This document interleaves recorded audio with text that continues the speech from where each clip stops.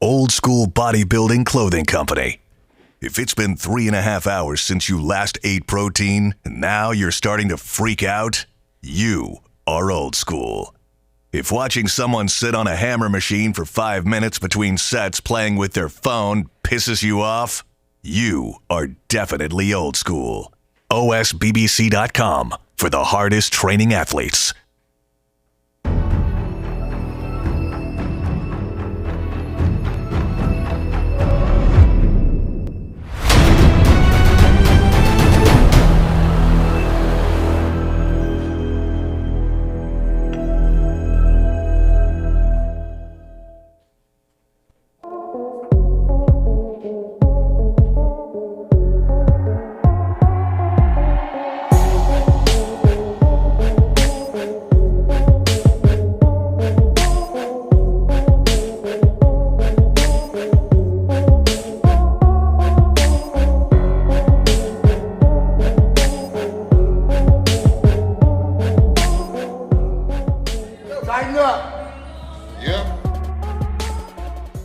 I'm Dave Palumbo, founder of Species Nutrition. From my earliest bodybuilding days, I believed in only putting the best in my body, and that lives on in the Species Nutrition line of products. I put my name and reputation on every bottle of Species Nutrition products. If you want to be your absolute best, join the evolution. Hey guys, we're super excited to be here at the LA Fit Expo. It's our third year in a row. And what we're going to be doing today is we're going to be launching the Tasty Pastry. It's a low-carb Pop-Tart. It's got 3 to 4 grams of net carbs. And we love this show. This is our best place to be in LA.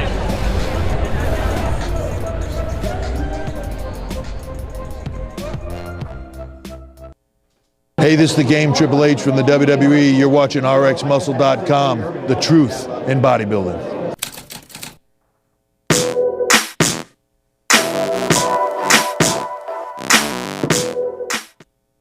RX Television on RxMuscle.com. This is Ask Dave, better known as hashtag Ask Dave. Your 30-minute question and answer show with Dave Palumbo. All your questions, bodybuilding related, non-bodybuilding related, training, diet, supplementation, bodybuilding news, whatever is on your mind, it is all on the table. I'm your host, Sadiq Faruqi. So glad you can join us. Let's go right into the questions. The first 2 questions from the Dave Palumbo Experience app. The first question: Dave, I'm a 45-year-old man who's trained on and off since I was 21. Few small cycles under my belt, but nothing long-term. My question is being 45 too old? So he says to pursue a bodybuilding career, but from the sound of it, it almost seems as if he's saying or asking if 45 is too old to start a bodybuilding career. As my good friend Charlie Arms used to always say, and still says, it's never too late to be the man that you could have been. So never too late to start, and, where you can go with it starting later in life is anyone's guess. When I used to go to the Masters Nationals all the time and interview the winners of the 60 and over and the 70 and over, most of those guys didn't start lifting till they were in their 40s, believe it or not. And it didn't, after seeing this year after year, it didn't surprise me because I thought about it for a second. I said, you know what? Their bodies were fresh. They had no injuries. The guys that have been training since their teens, they're all beat up by the time they get to 60, 70. The guys who started late, their bodies, they don't have any, they basically haven't abused their body their whole life. So assuming they don't have like loose skin because they were fat and they just were, on the thin side and didn't train, those guys make great gains into their 60s and sometimes even later than that. So I would never tell someone that it's too late to start. Not to mention that it's always good for your health to start a weight training regimen. But yeah, you could put muscle on at any age. It's hard if you've been lifting your whole, like if I said, hey, I want to get bigger than I was when I was competing, I couldn't do it because I've already achieved a level of certain success. But if you've never done anything and you start training with weights, and even if you decide to do hormone replacement or a cycle, you're going to put muscle on. There's no doubt about it. Second question again from the Dave Palumbo Experience app. Dave, one of my concerns with the T3 is burning too much protein, which can burn muscle mass. Mm-hmm. At what point can we tell that this is happening? And how can this be reduced when using T3? Yeah, as long as you're using something that's protein sparing, whether it be growth hormone or clenbuterol, even anabolic steroids to a degree, but I find that clenbuterol and GH preserve muscle, okay, while on T3. They work synergistically really well together. Bill Phillips used to brought this up back in the 90s, that they have kind of a protein sparing effect, those two drugs, for some reason, when you take T3. I've seen people use T3 and clenbuterol and no anabolics, and they don't lose muscle. So it seems like anabolic drugs or anti-catabolic drugs, however you want to think that they work, seem to allow the thyroid hormone that you're taking, the active thyroid hormone, T3, to just metabolize your carbohydrates and fats faster while preserving the muscle tissue. And so I think also eating a very high protein diet probably does that as well, because there's always a little extra protein to be used if the T3 wants to really amp up your metabolism. But I've seen it, in women, like I said, who use no anabolics. They just use clenbuterol and T3. They don't lose any muscle at all.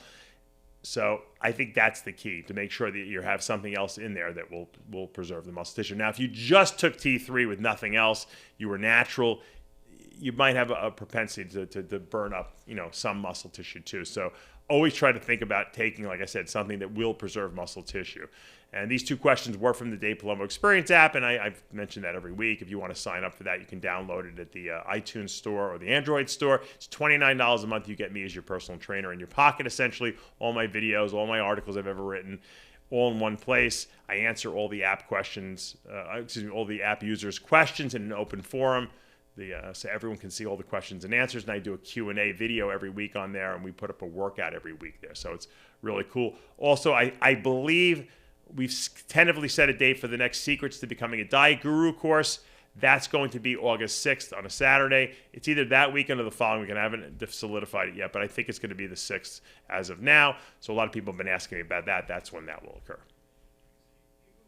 Let's go to our Instagram questions. Again, if you're not already following us there, the handle is official_RxMuscle. If you're watching us for the first time on YouTube, we welcome you. Hit the subscribe button below, hit the notification bell. You're not going to miss any of our shows, segments, updates, any of our live programming. We go live generally Sunday evening for Heavy Muscle Radio. And then we've been going live generally for the new show, Iron Therapy, on Monday generally around 2 p.m.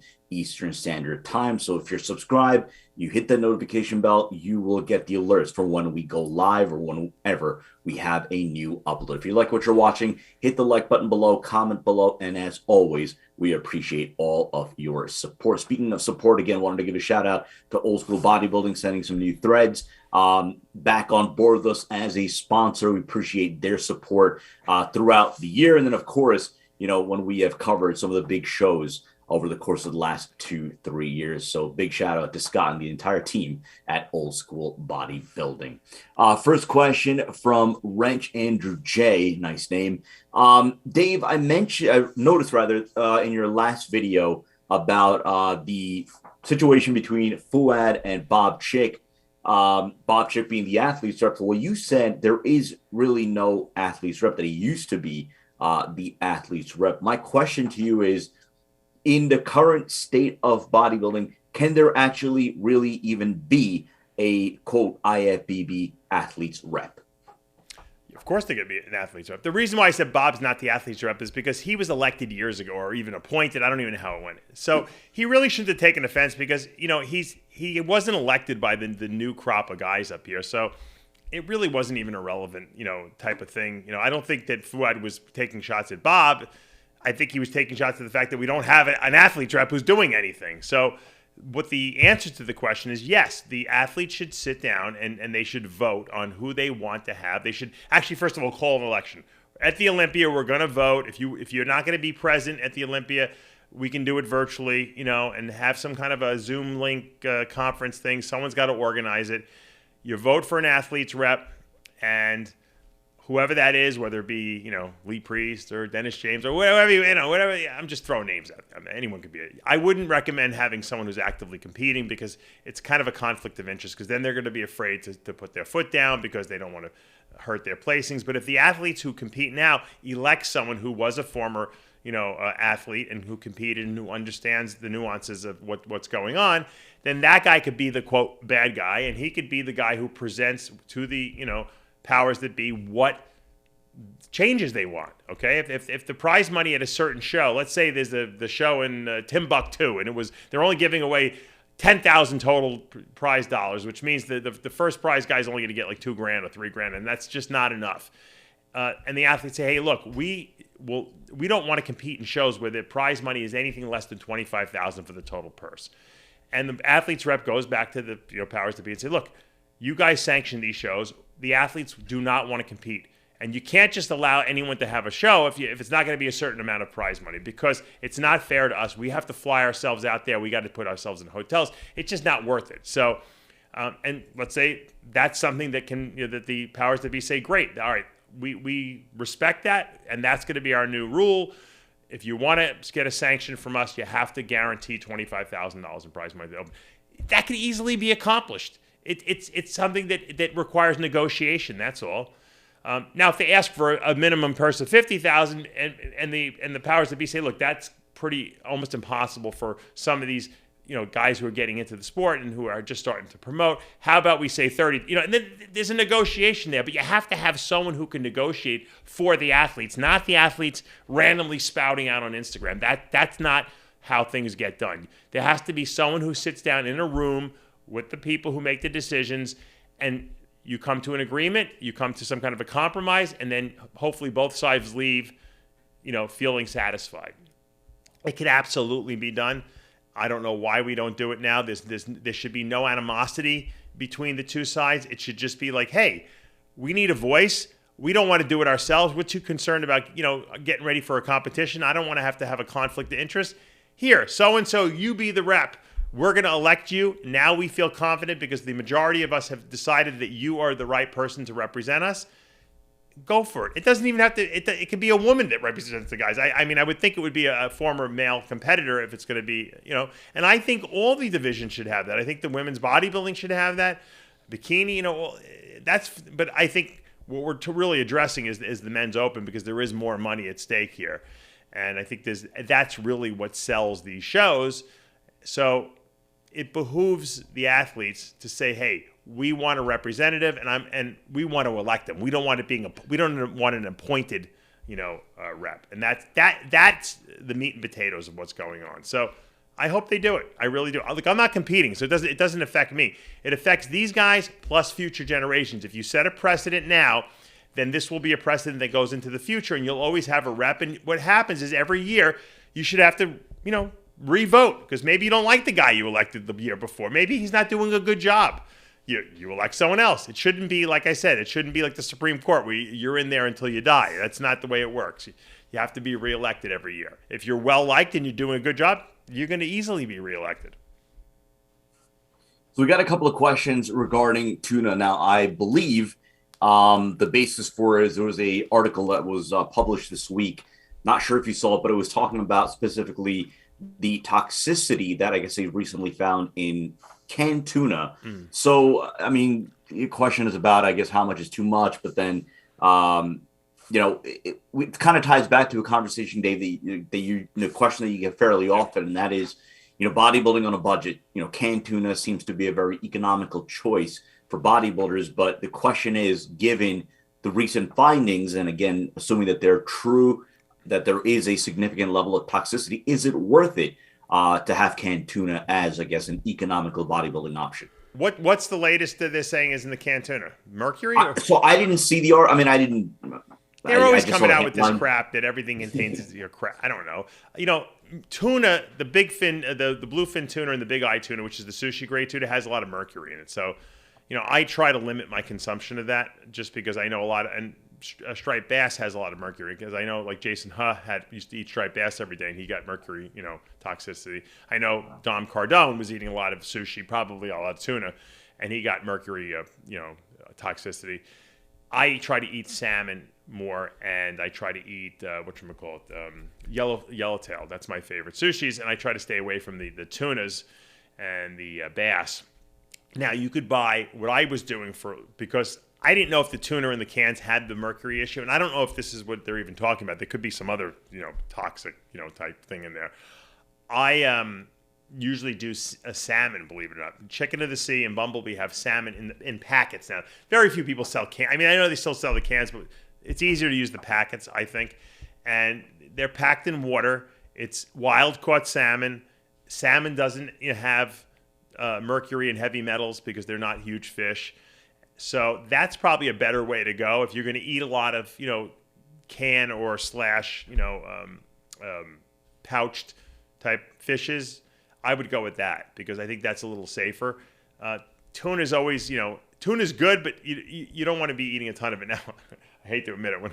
When I was in federal camp, as they say, I was eating 7 pouches of tuna a day. So God knows how much mercury or whatever was in there that I got it. And it wasn't even the good tuna. It wasn't even the albacore. It was like the chunk light, the stuff that they use for like cat food probably. But that was all I had. So I don't know if I had any toxicity from it or not. The only really way to know would be to go for blood testing. Now, I recently went for some heavy metal testing, and I didn't have any, so that was a good thing. But some people have gotten. I think like I said, you really get it more for the big game fish because those things are the ones that are alive for a long time and they eat everything. So the longer these fish live, the more they accumulate. Over time. The smaller fishes are the fishes that don't live quite as long. They seem to not have as much heavy metals in them.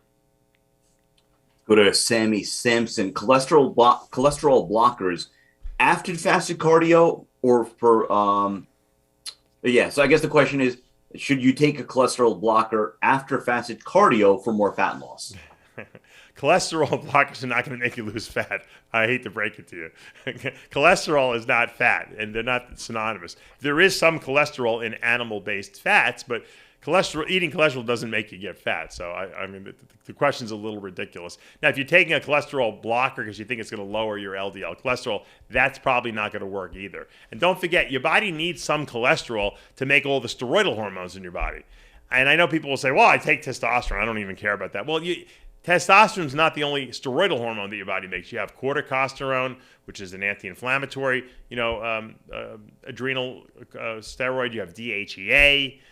You have pregnenolone, progesterone. So there's a lot of steroidal hormones, and your body needs that cholesterol. So you don't want to eat a no cholesterol diet. You also don't want to block cholesterol. That's why I'm always afraid of when I see these like carb blocking products or these fat blocking products, that orlistat product.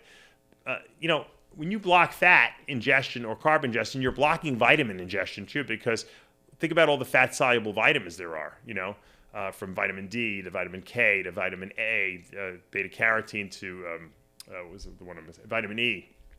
Also, all the fish oils and the good fats in your diet. You don't want to lose those.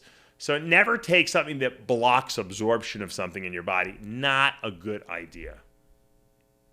Let's go to Akshay Pandey. Can you explain positive partitioning agent and negative partitioning agent in a simple way? Yes. That's something I go over in my Secrets to Becoming a Diet Guru. Of course, it's probably within the first 20 minutes. Nutrient partitioning is a phenomenon that Dr. Scott Conley, who was the inventor of metrics, he pretty much brought to marketplace first. I never heard it anyplace else. And it's a phenomenon that basically says that certain foods act as positive partitioning agents, meaning almost like drugs. They tell the body, build muscle, use stored body fat as the fuel source. And other foods act like negative partitioning agents, which basically just tell the body to store body fat. And then certain foods are neutral partitioning agents, meaning they have no effect on the body. You don't gain weight, you don't lose weight from eating them. Sugars, starchy carbs, saturated fat seem to be negative partitioning agents. They seem to instruct the body to store body fat, which is consistent with, eating more calories, you get fatter, right? Some foods, like animal sources of protein, whey proteins and lean chicken and fish and stuff like that, basically tell the body, they tell them the DNA machinery itself, build lean tissue, use stored body fat to fuel that process. And then there's your plant sources of protein, which are like your soy protein and your pea proteins. Those are neutral partitioning agents. They basically, you can eat them as much as you want. You probably won't gain any weight or lose any weight. It's just, they're not functionally really do anything in the body. And the reason why the animal source of protein have that positive partitioning agent is because they're very high in branched-chain amino acids, specifically leucine, which seems to turn on something inside the cell's machinery we call mTOR. mTOR is basically the switch that when you flip that switch on, the protein machinery starts turning on. It's like a factory switch. If you turn the factory switch on, now the factory can make cars, right? Or the factory can make, whatever you happen to be making, belts or T-shirts or whatever the case may be. But you can't rebuild muscle unless that switch is flipped. Foods that have high leucine residues, and that's just, you can't just pop leucine. Foods that have high amounts of leucine in them, which are animal sources of protein, tend to turn mTOR on the most strong, okay, or the strongest, I should say. They did a study where they actually gave borderline type 2 diabetic, obese patients. They said, don't change anything about your day. Don't train more. Don't eat differently. Just add 2 whey protein shakes. Well, they didn't really know what they were adding, but it was basically just pure whey protein isolate. Or I think it was actually even concentrate, but it was just whey protein. And, if you add 400 calories to a person who's kind of overweight, you would think they would gain weight, but they didn't. They actually lost body fat and gained muscle. And doing nothing, just adding that in. So food has a tremendous effect on the body, and that effect we call the nutrient partitioning effect of the food. And that's why it's so important that if you're looking to maximize muscle gains and maximize fat loss, you want to eat the right foods. You want to eat positive partitioning foods. Once again, lean source of protein, animal protein that is, essential fatty acids, high fiber foods. Those will tell your body, build muscle, burn fat, without doing anything else. Then if you work out on top of that, you do your cardio on top of that, you take fat burners, it's going to be even more pronounced. That's why when you get these people that are couch potatoes and you put them on a bodybuilding-like diet, they lose weight and they put muscle on and they can't believe it. I'm eating more than I was eating before and I'm losing weight because you're eating the right foods. Let's go to Chester Brown. How long can you keep HCG for once it has been reconstituted? Surprisingly, the stuff stays good for a very long time. And I'll tell you, I remember I mixed up a bottle once and I forgot I had mixed it up. This was 15 years ago probably. And like 4 months later, okay, after my cycle was over, I had done a 16-week cycle, and I said, I got to do HCG. And I looked in the fridge, and I said, oh, my God, I have this mixed bottle. And being the bodybuilder I was at the time, I had this whole bottle. I didn't want to just throw it out. So I said, let me try it. And I feel you can feel HCG working if you know how it feels and stuff like that. Your testicles will get bigger in size the next day. Usually your sex drive will go up a little bit, especially if you're off cycle.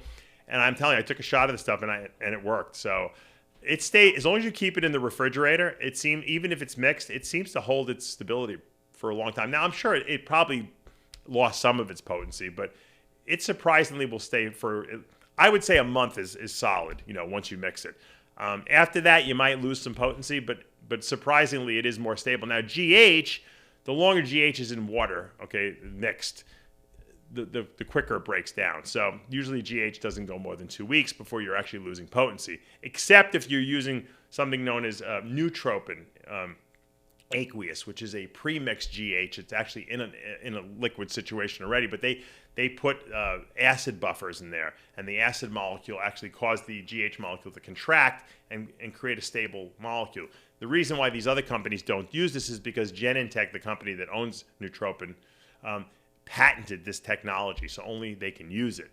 So, but by and far, GH does not last very long once it's mixed, whereas HCG has a much better stability. Live for Pump. If BCAAs are the most refined protein, why couldn't a person just drink aminos instead of having to eat 5 to 7 meals of solid food sources?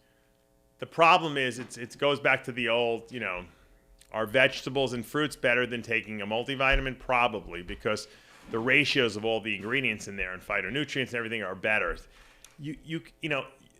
First of all, most essential amino acid products like Amino Evolved right here is just essential aminos. So there's, we don't have all the amino acids in there. It's just the essentials, and it's very high in branched chain. So we're kind of skewing it in favor of what we want because we're not worried. We're trying to turn on the protein machinery. We're not really feeding in the raw materials that the body's going to ultimately use to build the muscle. That's coming from the food protein and the whey protein shakes we're drinking. Amino acids are not complete enough. They can turn on the machinery to say, okay, the factory's working now, but then the factory workers are going to say, all right, well, where's the parts? It's like the car industry now. You can't get a freaking car because they don't have chips from Ukraine and they don't have a part from Russia, and China hasn't sent over the special control panel. you can't build a car if you don't have the parts. You can't build muscle if you don't have complete sources of protein coming from, whole foods. And whey protein would be considered a whole food, really, because it's milk, basically, that they've just removed the lactose from. So amino acids are just the worker who opens the door up and flips the switch on, and that's it. So you need both. You really don't even need the amino acids, to be honest with you. Just animal protein, will do it itself. People like the aminos because it's just like a little extra boost. Take one more from Nani Rezulvegu. I'm not going to mention, he mentioned specific products from some other companies, so we'll just keep it general. Your thoughts on some of the new prohormones in this era, specifically mentioning prohormones that are non-methylated. Do they really work, or in your opinion, just a waste of money? To be 100% transparent, I have never used any of the newer prohormones out there, so I really can't give you my feedback on them. I know a lot of them are based on DHEA because that's still legal, and it does have some functionality, and I know some of them have been tweaked a little bit. Really, I guess it comes down to having to try them and see how they work. They're not going to do anything comparable to taking a cycle of real anabolics.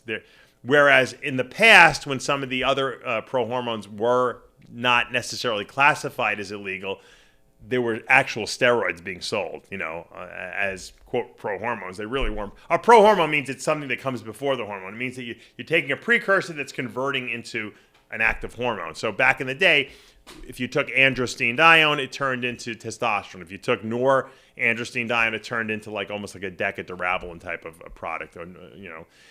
Nowadays, you're actually you're taking the actual hormone. It's just something that hasn't been produced pharmaceutically.